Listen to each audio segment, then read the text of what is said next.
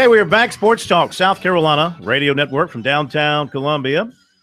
Phil Kornblut and the Professor Tom Hayes here on a Wednesday. Recruiting coming up for you in a few minutes. We'll get to that shortly. Hot topic, of course, around here has been this way since early June after Chad Holbrook was let go at USC, asked to resign, offered up his resignation, however you want to put it. The search at USC for a new coach.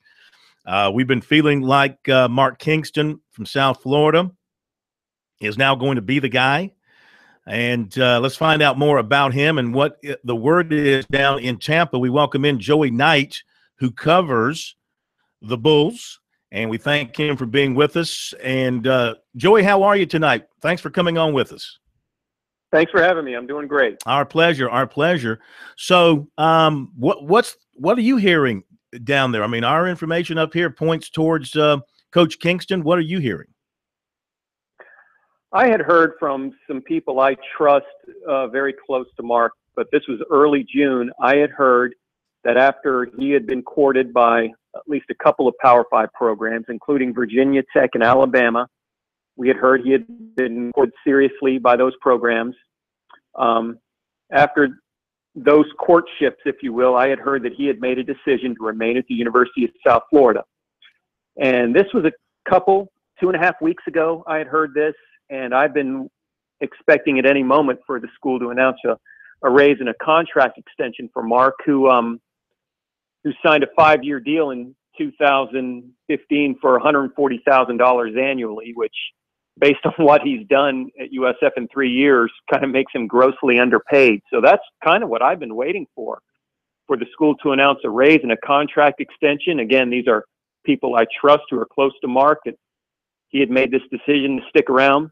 But of course, when South Carolina comes calling you, all bets are off the table. When one of the most prestigious programs in the country makes an overture, you've got to listen. So, I heard that that he was being courted by Ray Tanner, if you will, and I heard that earlier this week. And like I said, when someone like that comes knocking on your door, or calls your cell phone, all bets are off. So we're in limbo again. And, it's based on what Mark has done in 3 years at the University of South Florida. He's won 100 games. He's led them to 2 NCAA regionals. And before his arrival, the program hadn't made an NCAA regional since 2002. So just based on what he's done there in a short time, it's very understandable that he's one of the hottest group of 5 coaching prospects in the country at this point in time. Yeah. I mean, people who react to the name and not the resume are kind of foolish. And you know him well, and you know how he runs his program. And is he a guy who is I know the pitching staff was very good this year statistically, led the nation in strikeouts per 9, very good staff ERA. So is pitching his strength? Is that his background? He's got it. Well, he was a first baseman. He attended North Carolina, had a cup of coffee in the minors, I believe, with the Cubs organization. If I'm not mistaken, I think he told me one time he aspired to be the next Mark Grace, but he obviously went into coaching. But he has a longtime pitching coach named Billy Mole, who is, in college baseball circles is very highly regarded. He came with Mark from Illinois State. That was Mark's previous stop. So I got to imagine wherever Mark goes, I would assume he would take Billy along with him. He's just one of those just very highly respected guys within the coaching fraternity. And the funny thing about USF, they had a lot of guys who arrived at their campus last year in 2016 in need of Tommy John surgery. The most notable ones, Shane McClanahan, their left-handed Saturday starter, and I believe Pete Strzelecki, who had emerged as their Sunday starter late in the season. And so those guys sat out last year, and the team struggled. Well, this year, those guys were back. They had outstanding seasons, and USF finished 42-19, and like you said, set a program record for strikeouts in a season. So Mark will be the first to give a lot of that credit to Billy Mole and how he handled guys, especially guys who were coming off major surgery like that. But yeah, Mark is known. Mark has his pitching coach intact, like we talked about, but he is also known as just an outstanding recruiter. He was lauded for his recruiting at Tulane. He spent some time at the University of Miami when they won a national title in 2001. He was on that staff. So he is lauded for his recruiting chops, and he has brought 3 very good recruiting classes into USF so far. Talking with Joey Knight, who covers USF for the Tampa Bay Times. So considering the lack of the fact that nothing has happened from USF standpoint, like you said, you were expecting an announcement of a contract extension. That hasn't happened yet. And now what you're hearing, as we are too, what is your feeling on either your instinct or your knowledge on what's going to happen with Kingston? Well, no news, in my opinion, no news is bad news for USF, because the more things stretch out, you got to think maybe the more Ray Tanner's really interested in Mark Kingston, and with very good reason.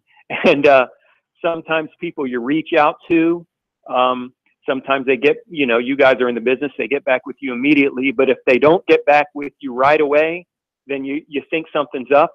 And right now, I'm having a hard time with people getting back to me, which leads me to believe something may be up with this conversation. But, Mark Kingston, I believe he's a father of 2. He's a married father of 2. I mean, he's got a family to support. If USC comes knocking on his door, it's a no-brain decision. So I wanted to ask you. Baseball coaches are typically some of the most easily accessible people in college sports. You pick up the phone, you call, and they talk to you. I'm sure you have that relationship with him. Are you having a hard time reaching him right now? Yes. And typically, I don't have that difficult a time. We both found out over the course of these last 3 years that we're both huge fans of the rock band Kiss. And we've gone back and forth in direct messages on Twitter and just about different things like that. And, anytime I've had a question, just a benign question about, maybe a pitcher or whether this kid's going to be back or whether we can expect to see him, he's always gotten back with me. But lately he has not. Now that may mean something. It may not mean something, but, just my experience leads me to believe that, when you try to reach out to people and suddenly you can't reach them, that, maybe something is up. Is that the truth in this case? I don't know. But like I said, in this case, my hunch says no news is bad news for USF. It seems to me like this could be a serious discussion between Mark and South Carolina. What's the chance, if he takes the South Carolina job, that somebody on his staff would replace him at South Florida, or would they go through the search process? I'm sure they would go through a national search process. Like I said, I think the most viable candidate would be Billy Mole, the pitching coach, and I can't speak for Billy, but I think he's very loyal to Mark, and I think he would go with him to South Carolina. And who knows, maybe some other guys on Mark's staff would go with him as well. But no, I think this would definitely be a national type search. The University of Tampa, which is right in USF's backyard, has an ultra successful program, has won numerous Division II national titles under a coach named Joe Urso, and that name popped up the last time, and that name may pop up again. But yeah, I think Mark Harlan, the athletic director, would throw a net nationally and wage a national search. Yeah. Well, when you have a baseball program, obviously the fans either are very excited, and it can be very spoiled.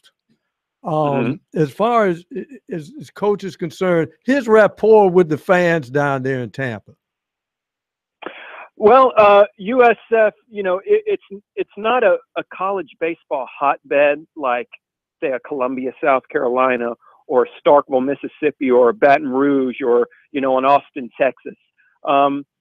They struggle to get fans to the ballpark, candidly speaking. Now, Mark has a great rapport, like we've talked about, with the local media. He has a great rapport with the fans. He's very easily accessible. But this just simply isn't a college baseball community. Not when you have a major league program, in your backyard that you're vying for disposable. Hey, Joey, let me jump in real quick. We're going to take a quick break. We'll come back to you and finish up, okay?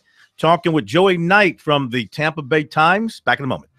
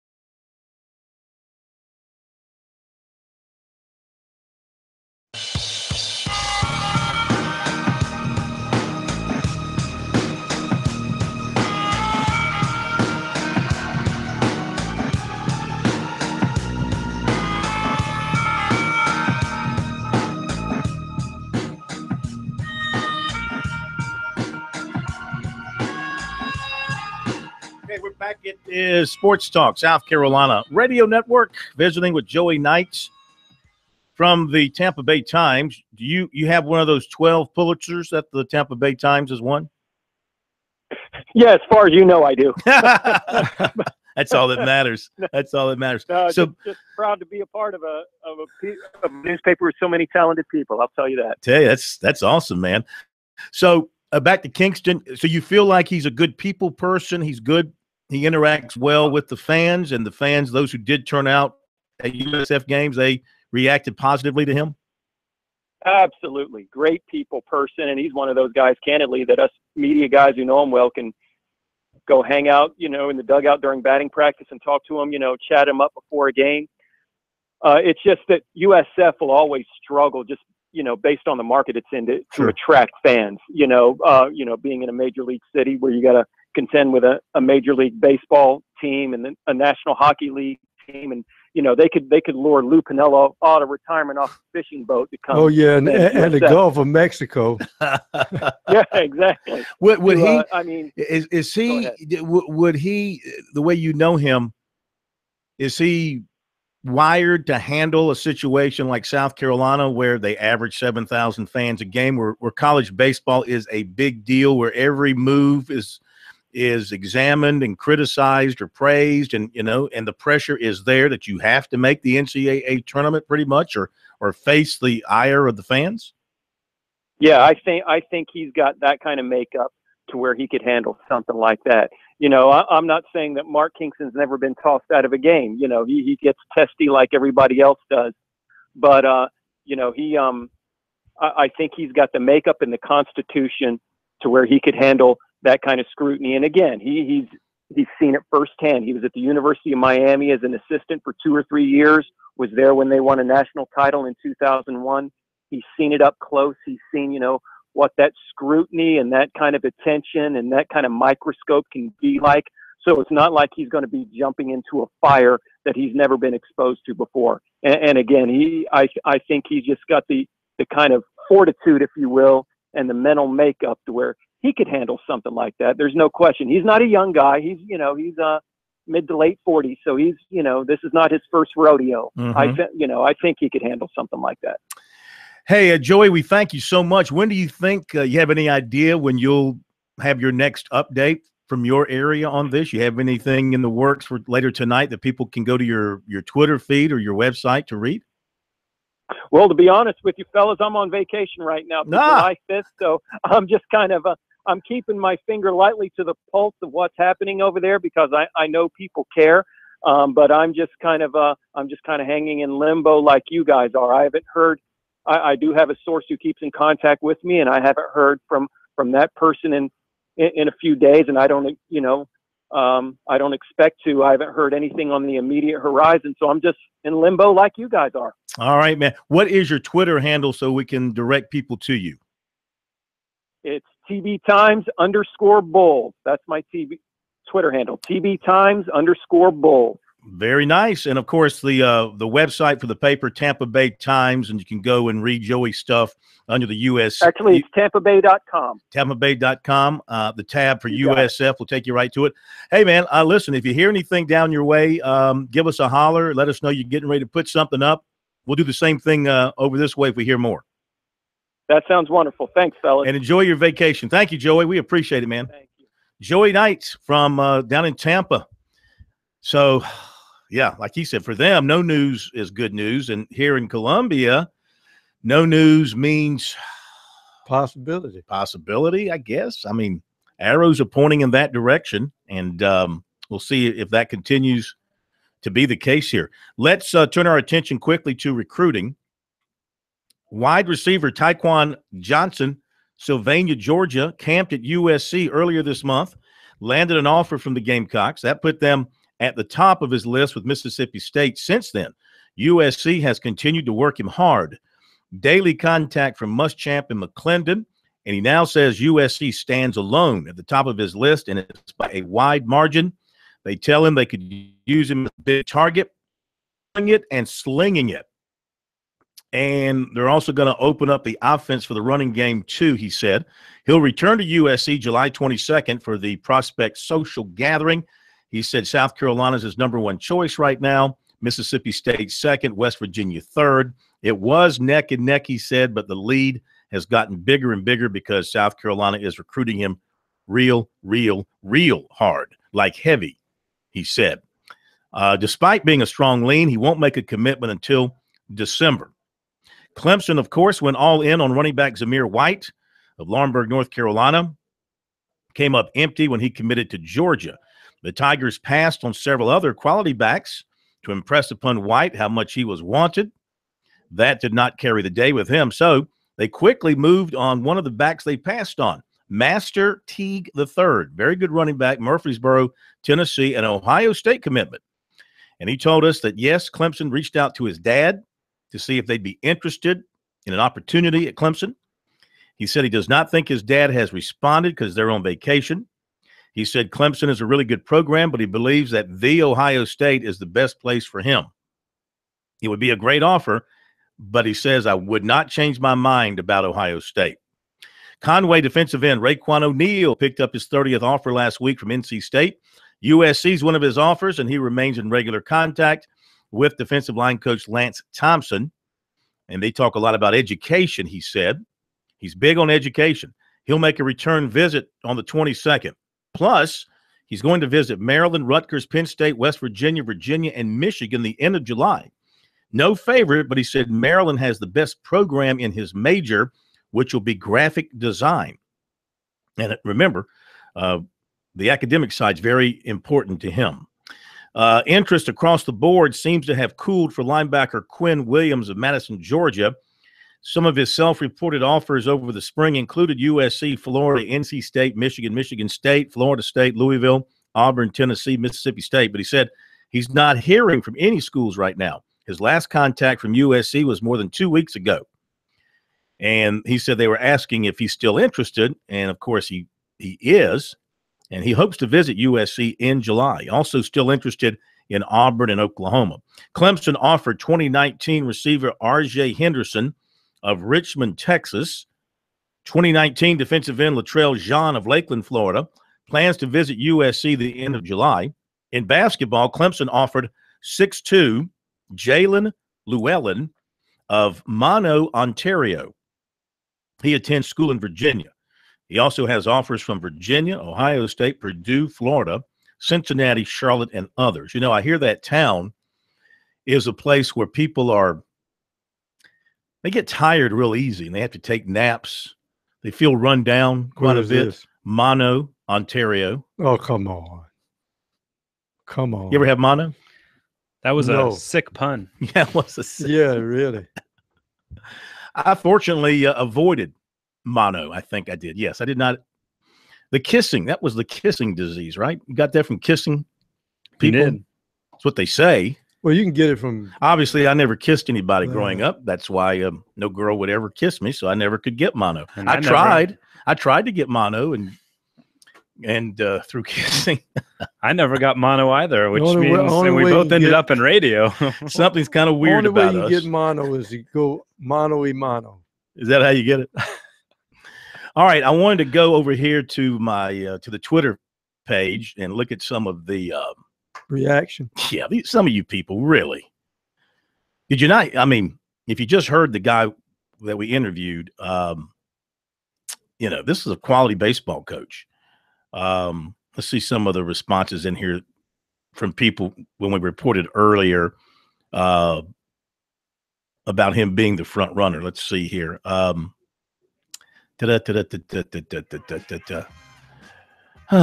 to find something good here. I saw some earlier. Oh, we're 8 seconds short. Okay. This guy writes, I believe Kingston just signed an extension. Nope, that hasn't happened yet. Anyway, well, we're going to go to an SC Wild piece here, aren't we? That's going to do it for us. SC Wild. Brief SC Wild version coming up after the break. Have a great vacation.